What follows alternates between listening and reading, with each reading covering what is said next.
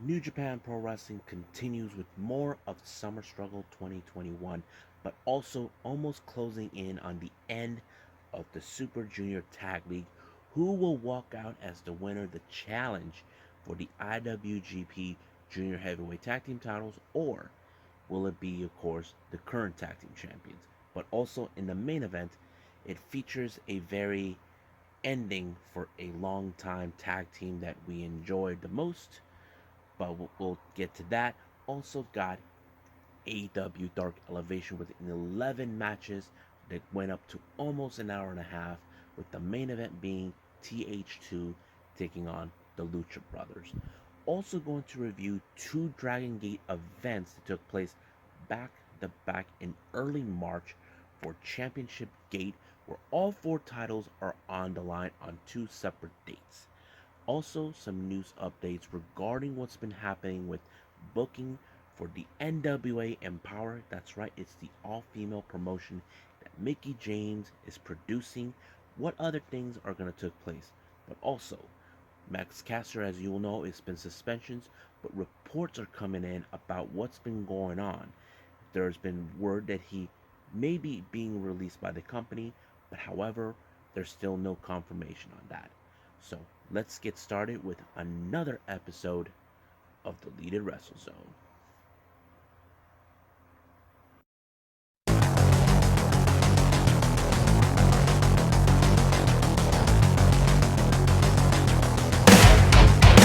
Are you ready? Get up, get up! Get up, get up! Get up, get up! Get up, get up! Get up, get up! Get up, get up!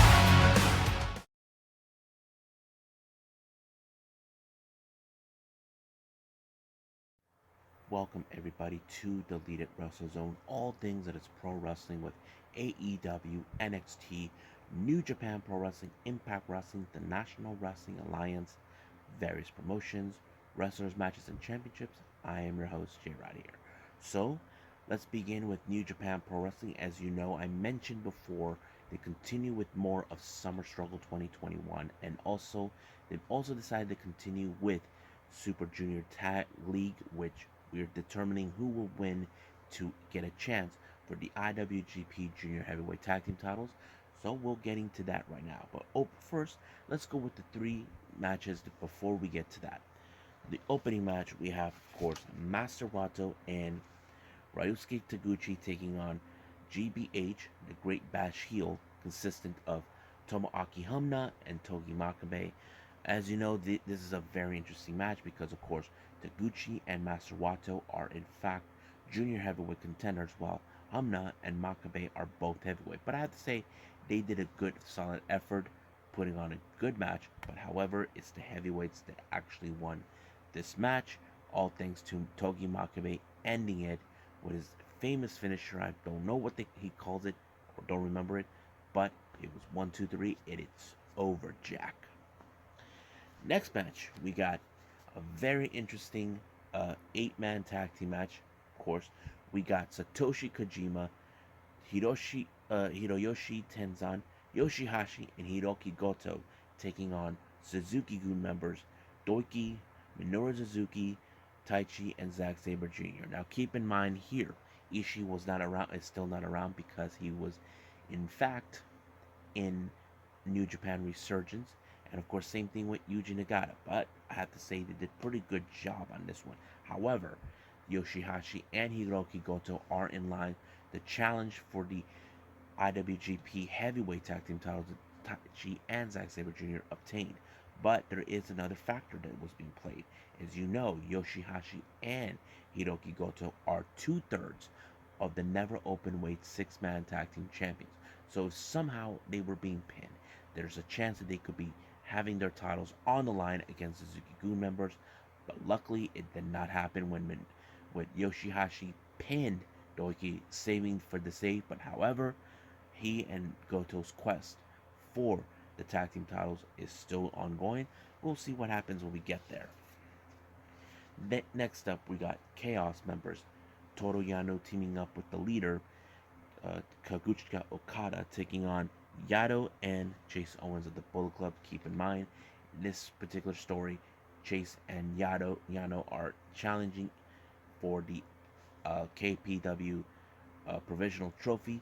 This is going to be interesting, but however, in this match, Kaguchika Okada pinned Yado to make it very more interesting because Yado has become a bit of the weakest link in the match, but it is how it plays out. But we'll see where they're going to go with that. Now, the next two matches are for the Super Junior Tag League. We got in the first match, Bullet Club, El Fantasmo, Taiji Shimori taking on Tiger Mask and Robbie Eagles. Now, this match was pretty good. However, we do expect at some point that we're going to have El Fantasmo doing the sudden death. And this time he did it on Tiger Mask. Now, I would have assumed they would have did it with Robbie, but no, I think they're looking for a much stronger competitor for him to put his title defense. And right now, that person is Minoru Suzuki, Hiromu Takahashi, but we'll see where they're going to go. But however, with sudden then being applied on Tiger Mask, and later they put him in some sort of armbar, the referee called the match, it was already over from there. The next match we have, of course, Suzuki-gun members Kanemaru and Despi taking on Roppongi 3K and Sho and Yo. It was a pretty good match, but however, something has happened. Sho, instead of helping his friend, his tag team partner, he walked out and waited outside, watching Yo defend for himself. Now, Kanemaru and Despi, they have fought these guys before. They don't know what to make of it. But however, I saw that Yo did everything in his power to hold on as possible. Wasn't enough. But this was the beginning of the breakup of Roppongi 3K when Despi pinned Yo, and of course, they are still don't know what to make of it. But as for what Sho did, he turned his back on his partner and viciously attacked him, telling him that he's the weakest link. Now it's been confirmed that he is no longer a member of Chaos. So what does this mean? Will he join a faction? Who could he be joining? In my personal opinion, I would like to see him go with Bullet Club for a few reasons why. If you guys know this or not, they need certain wrestlers that fits the profile for the division, either heavyweight or junior heavyweight. In Bullet Club, they only have two junior heavyweights, and that is Taiji Shimori and El Fantasma. Sho could be a perfect addition. He could challenge for the IWGP Junior Heavyweight title, but we'll see who he'll go with. So that's pretty much it. What we have for New Japan coming up. There's still more New Japan for the following episode, but right now let's move on with AEW Dark.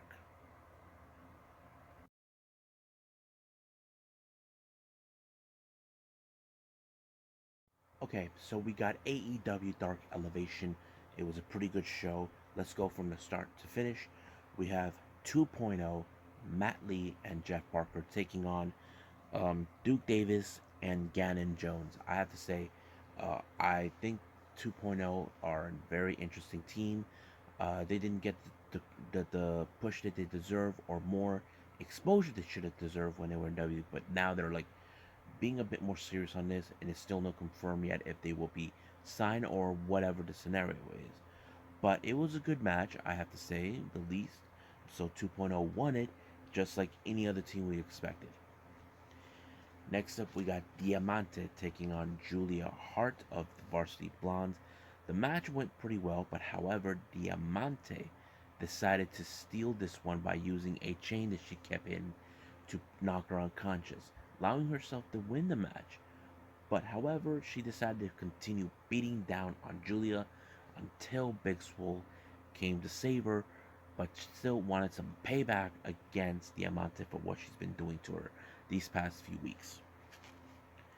Next up, we got the bad boy, Joey Janela, taking on Alan Five Angels. It was a good match. We still are trying to understand more about his transition from a heel now to from face to heel.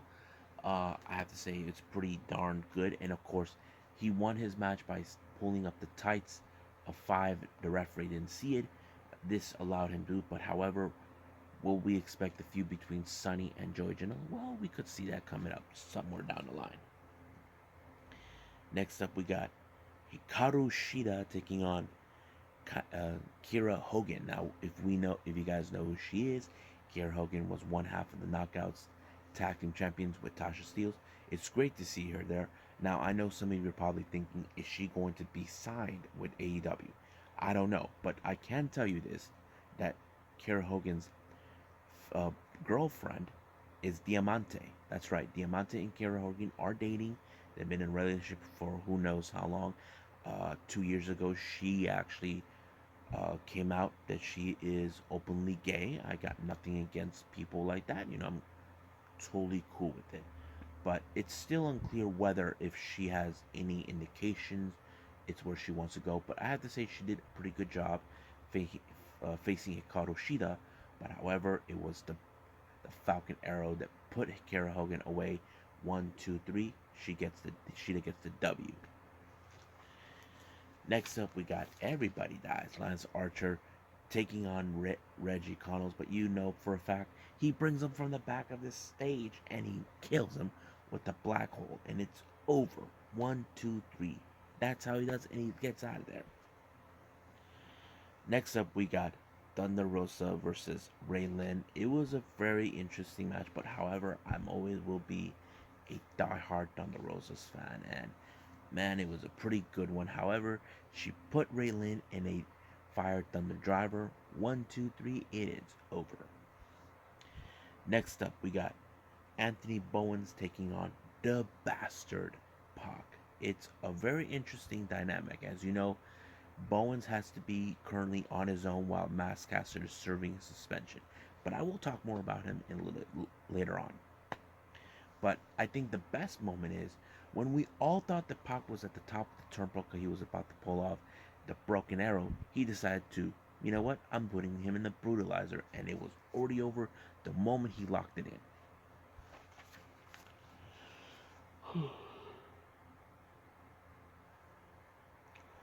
Sorry about that, I'm a little sleepy. Next up, we got Brian Cage taking on Joe Keys. Now, some of you who may or may not know, Joe Keys was in fact trained at the ROH dojo under Jonathan Gresham. It's a pretty interesting thing to see him. I don't know if he graduated from that, but he put on a good show. But however, when it comes to Brian Cage, the machine, it is over with that. And that's how he does. Brian Cage defeated him when he put him in a good tight position. 1, 2, 3. It is over. Next up, we got Serpentico along with Luther taking on Sammy. This was a very fun match to see Sammy and Serpentico. I know that Serpentico might be wanted payback for what Sammy did by taking his gear when he was serving his suspension.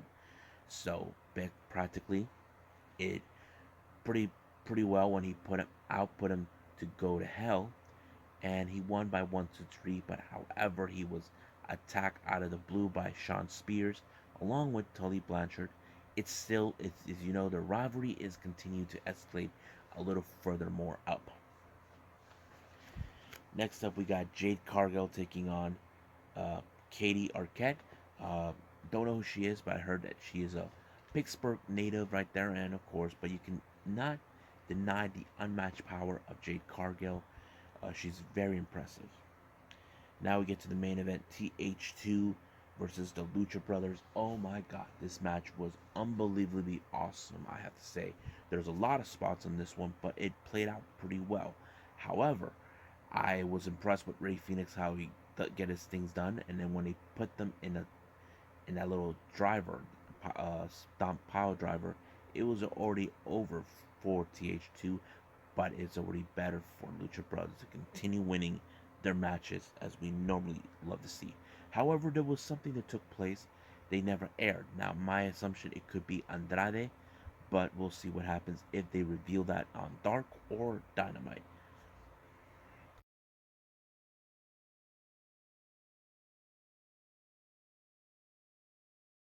Okay, I finally get to do more Dragon Gate. Like I said, I'm a little behind all the way from March, so don't try to keep up with me. I'm trying to keep up with every Dragon Gate event there is possible.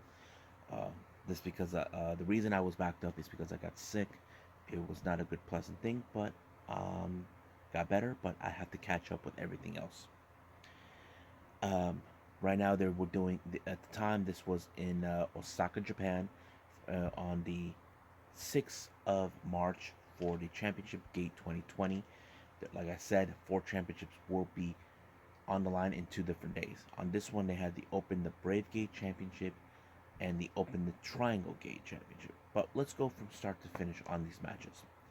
The first match is RED, Kazuma Sakamoto, Eita, and Kaito Ishida taking on Masquerade, La Estrella, Jason Lee, and of course, the champion, the Brave Gate champion, Shun Skywalker. Now, this match had a very interesting story. Ishida has hated Shun Skywalker for a long time before they were in 2 different factions. Before Ishida was in RED, he was in Maximum.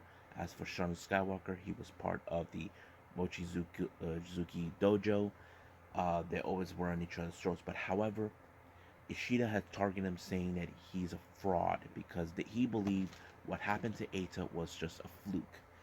But as you know or not, ever since the Generational War, um, Shun Skywalker just disappeared. He left without ever talking to anybody. He fled to Mexico to wrestle down there, and now he came back, defeated Eita to win the Open the Brave Gate Championship, and now he's facing Ishida in the following day. But the match, as you know, RAD always plays out their tricks to win their matches, and that's exactly what happened. But of course, Ishida wants to take out Shun Skywalker before they're following a match on the next day. Next up, we got Tominaga teaming up with Shuri Kondo taking on Gamma and Ultimo Dragon. I have to say, this match was very interesting because I always thought that Punch Tominaga was just a comedic relief, but somehow he was able to win this match when he pinned Gamma. Now, Gamma's a very tough individual. Has a very mean streak, but he cannot believe that he actually got pinned. Next up, we got UT and Don Fuji versus Takashi Yoshida and Masaaki Mochizuki versus Kota Minoura and Bokutimo Dragon. Now, this is an actual 3-way match. There was a lot of good fun factors on this one. There was, as you know, in this one, there was no team members from their respective teams. UT is a member of course, the Natural Vibes. He wasn't in that match with them. Of course, Don Fuji, he's unaffiliated with any faction. Takashi Yoshida and Masaki Mochizuki, they're currently a legitimized tag team. And of course, we got Kota Minoura from Masquerade teaming up with Boku Timo Dragon, who is a member of Team Boku. So it was a real fun match, but as always, one of the stronger competitors, Yoshida, was able to pull it off. And there is a chance that the following day he is, in fact, Mochizuki challenged for the Open the Twin Gate Champions. Next up, we got High End, who are now becoming a much stronger faction, consisting of Benkei, Dragon, Kid, and Yamato taking on RED, SB Kento, Kai, and BB Hulk. This match was everywhere. As you know, Yamato and Kid hate SB Kento, and Kai wasn't even in Kai. I think Kai in there? In Kai. However, this will be in a later time for these guys until Dead or Alive. And that was a pretty interesting match, but once again, we have the cheating factor by ROD, but this time it did not pull through for them. Somehow, Ishida was able to put SB Kento out, and 1, 2, 3, it was over. No, yeah, yeah. Well, no, Hamada was the one who put SB Kento away when he pulled off a roll-up flip, and that was pretty much it. Now, the first match consistent of the championship, we got the Open the Brave Gate title taking challenger. We got Heo from ROD taking on high-end member who is also the current champion, Kazuchika Okuda. This match was so good. It showed a bit of how he was willing to put Hale out, but of course ROD was by his corner to trying to slow him down to no avail. But it was Okuda that put Hale in the chokehold submission, and referee called up the match. So it did allow him to retain the title. The next match we have, of course, the Triangle Gate titles between RED, Die Inferno, Hip Hop Kikuda, and Diamante taking on the Natural Vibes, Geki Origuchi, Suzumu Yokosuka, and KZ. As you know, these guys hated each other from Natural Vibes. But however, before the start of the match, they like to do the little dance, but already ruined it for them. But the match went pretty amazing. It showed a lot of character that Natural Vibes now that they're back in their mean business. But it was Zumu that picked up the victory for his team, and of course, the following day was a little different. But in this one, as soon as Natural Vibes retained the Triangle Gate titles, they decided to throw out a little dance because already ruined it any earlier. But I like how it ends. You got to give the people what they want.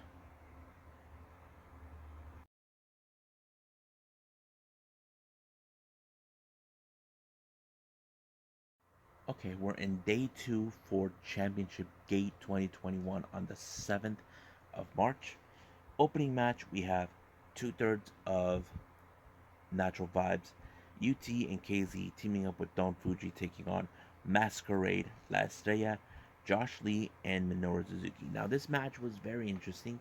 There was a bunch of misfire that accidentally hurt Don Fuji in the hands of UT, who actually worked with him in the past, but this time there was still no avail. It was Minoru Kota Minoru from Masquerade that picked up the victory for his team.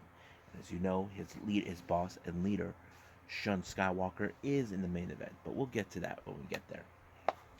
Next match, we got Team Boku, Ryo Sato, Bokutimo Dragon, and Ultimo Dragon taking on ROED, Die Inferno, Heion, and Diamante. Now, this match, I figured this is going to go exactly how I did. It was Diamante that put up the great victory, but however, he has an agenda, and that agenda is to face Bokutimo Dragon for his mask. Now, he's playing by the Lucha Libre rules. Now, uh, Bokutimo Dragon had no clue what to think of it. But of course, Ultimo Dragon knew, but he has to be prepared for this. So the real question is, do we really want to have him lose his mask? Well, I don't personally, but maybe it was time to move on by dragging it with their characters. Excuse me. Now the next match we got, of course, Yusuke Santa Maria taking and teaming with Kagetora, who they knew each other with their old faction known as Tribal Vanguard, taking on Gamma and Shuji and Kendo, and this was a very interesting match. Now, if you guys don't know this, Yosuke Satabari is an exotico. It means he is a wrestler that acts either he is gay or he plays a gay person, basically just like a woman type. But he kissed Gamma maybe at least a few times, but however, Gamma somehow was able to pick up a victory by pulling a fast one on Yosuke Santa Maria. Then we have high end once again, all four members Ben K, Okuda, Kid, and Yamato taking on Hip Hop Kikuda, SB Kento, Kazuma Sakamoto, and Eita.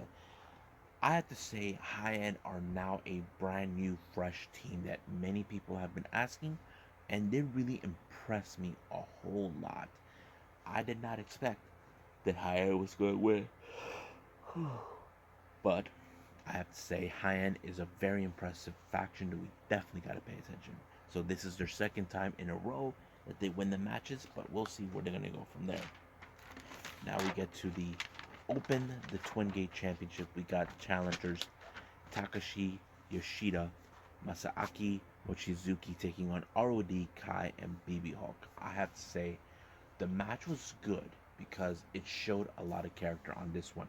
There was talk about, can Mochizuki trust uh, what's his name, Takashi, because Takashi was a member of RAD, but he got kicked out. But it looks like it did, and I have to say, um, Yoshida picked up one hell of a victory for his team in order to win it. So we'll see what happens down the line with them, but I'm very excited with the whole thing. Um, yeah, yeah. So Yoshida and Mochizuki won the titles. I have to say it was pretty good. I can't wait to what they're gonna pull off.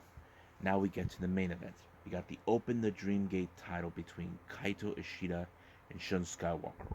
What a match! I have to say I love it. In this story, it tells how Kaito Ishida is trying to prove Shun Skywalker is a fraud.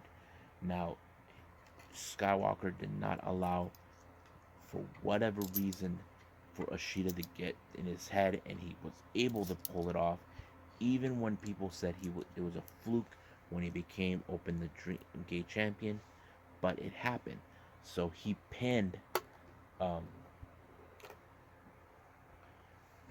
pinned Ishida once again, allowing himself to retain the title. However, he received another challenger, this time coming from RED. Sakamoto. It wants a shot of the title, but of course, if I know our champion, he'll probably he probably will grant it. So we'll see where they're gonna go with that. Please, New Japan, book the match.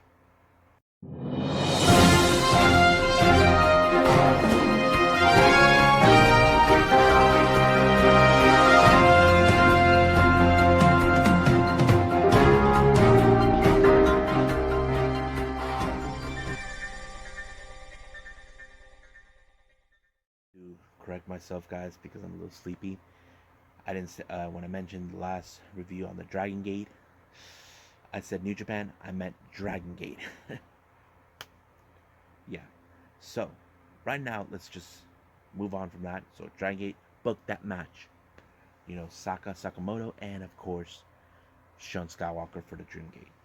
Even though it already happened, but I'm saying it anyway.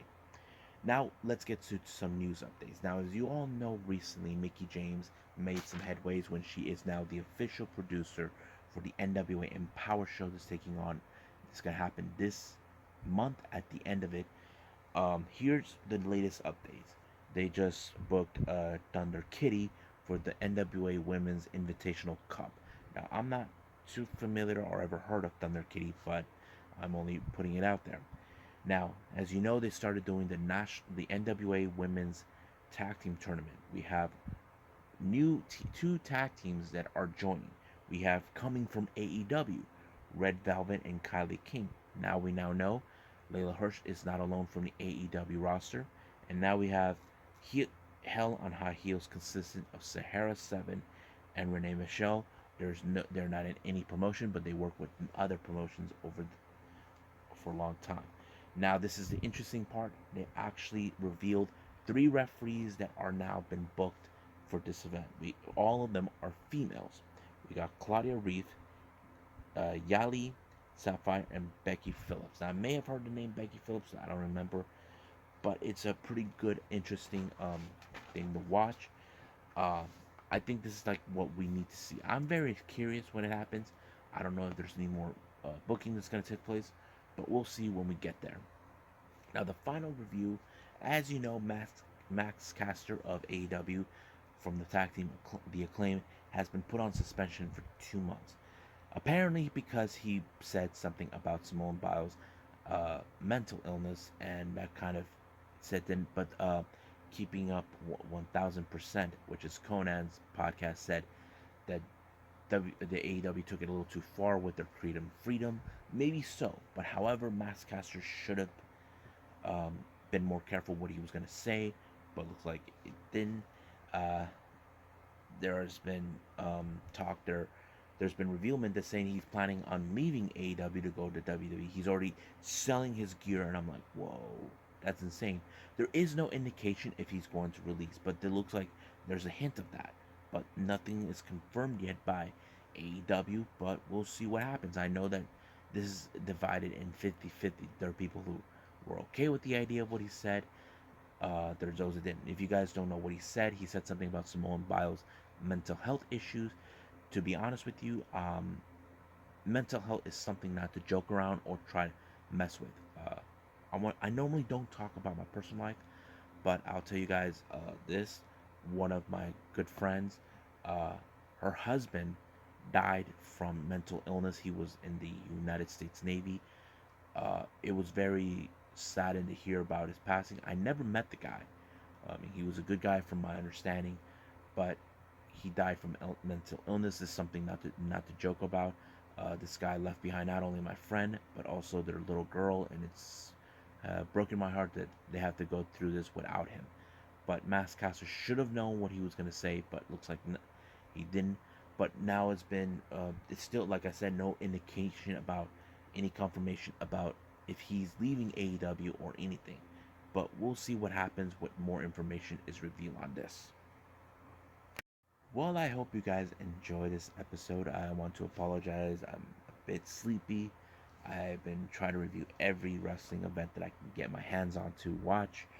But right now, stay tuned for the following episode. We got more on New Japan Pro Wrestling Summer Struggle. And then we got, of course, the National Wrestling Alliance Power, possibly Power, but we'll see what if it doesn't go through technical difficulties like last time. But also we got AEW Dark, and then finally NXT, which is going to be very interesting. I know I talked about certain things that took place, but we'll see where they're going to go. But for now, I'll see you guys in the next DWZ time. Same DWZ channel. I must bid all of you adieu. So goodbye. Mwah, and have a nice day.